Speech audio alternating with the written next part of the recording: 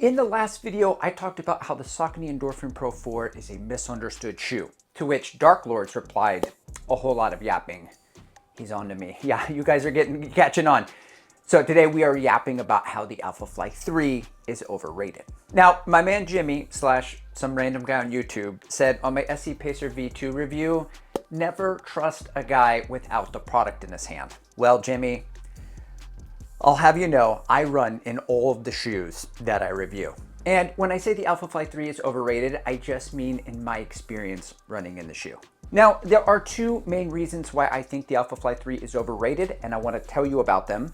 But first, know this. Nike, they don't know I exist, to my knowledge, at least.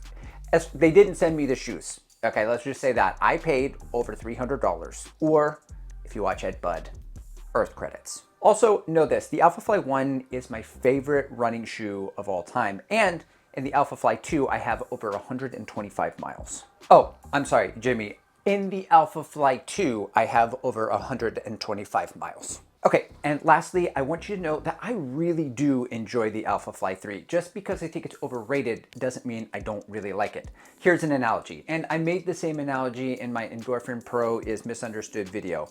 Leonardo DiCaprio. He's overrated. He's overrated, guys. Okay, look, I like him. He's really good in everything he does, but he's always working with the Hall of Fame director, like A++.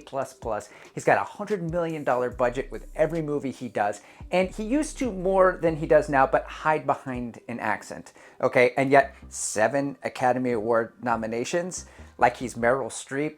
Come on. All right, maybe Gilbert Grape and Once Upon a Time in Hollywood. Okay, despite what you just heard, this is actually a shoe review. Here are two main reasons why I think the Alphafly 3 is overrated, and I'll just start with the most important one, the ride. Now, this only applies to my experience running in the shoe because obviously a good counter argument to this would be that the world record for the men and women are both in the shoe concerning the marathon. So here it is. There are two major changes between the V1 and the V3. Notably, there is less of a heel in the V3, and this disjointed heel to toe is fixed as there is a merger between the heel and the toe box, thus creating more of a fluid and nimble ride in the V3. This is something that I have craved and wanted from V1 because while it is my favorite shoe of all time, late in the marathon, as my legs are getting tired, the shoe just felt a little bulky underfoot, and I've always wondered, what if I had something that was a little bit more nimble? That would be the perfect shoe. However, these changes backfire. While the Alphafly 3 is more nimble, the lack of foam in the heel changes the ride completely. So in V1, I felt like this, I could just stomp down, I could just power down, and this comforter of foam in the back would catch me and then transition me forward to the AirPods, which would trampoline me forward. That straight up, it felt like cheating. This shoe felt like it was not fair. So in the V3, with the lack of foam in the heel, the timing is off.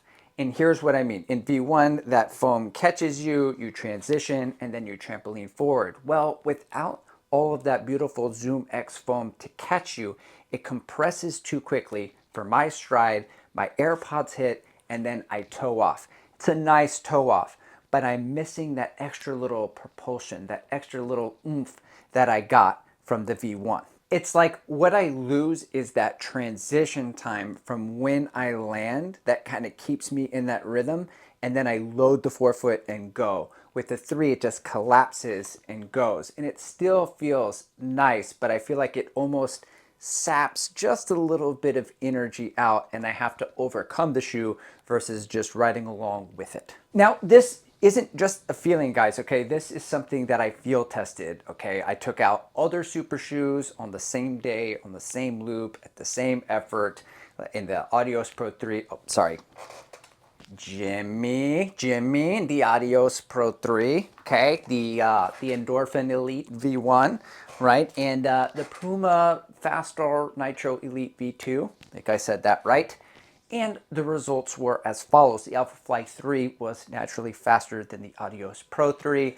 It was a smidge behind the Endorphin Elite V1, and it was a lot behind the Puma Fastar Nitro Elite V2. So yeah, I was surprised as well, pleasantly. So And that's why the V3 is overrated, because like when you see pictures of marathons, it's all you see is Volt. You just see this colorway across everyone's feet. We all know how it was sold out and nobody could get a pair. It was like the Alphafly 3 sweepstakes.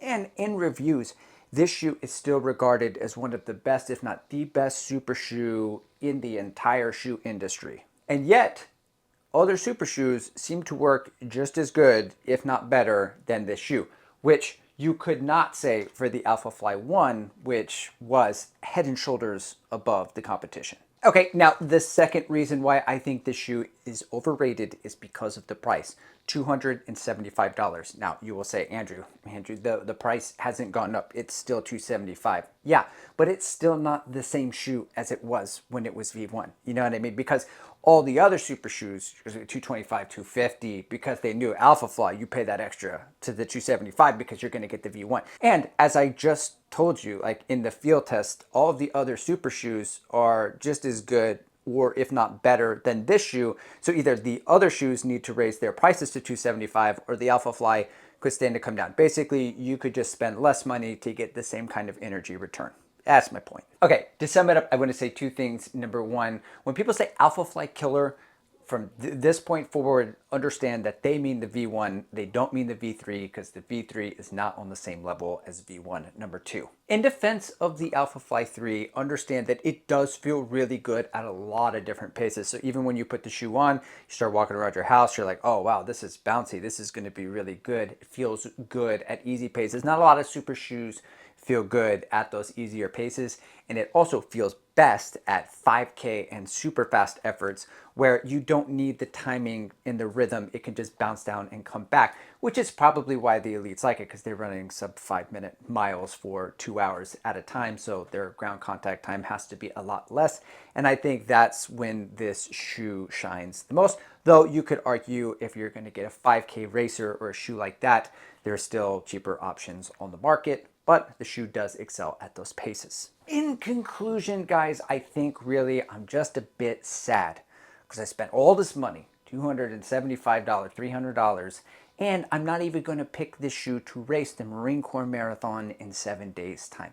And by the way, if you want to follow along with that, here's my Strava, or subscribe, hit the bell notification, get updates as it goes. I'll put my bib number up on the screen if I can find it, and then if you're bored next Sunday, you can follow along. If you live in the DC area, we're going to do a shakeout Saturday, 11 a.m. Haynes Point. Thanks for watching and hearing me out, guys. Love you forever. Keep the same energy. Work on being better when I'm 70. Your drip is just a water spring. You know I drip different, just the 7 seas.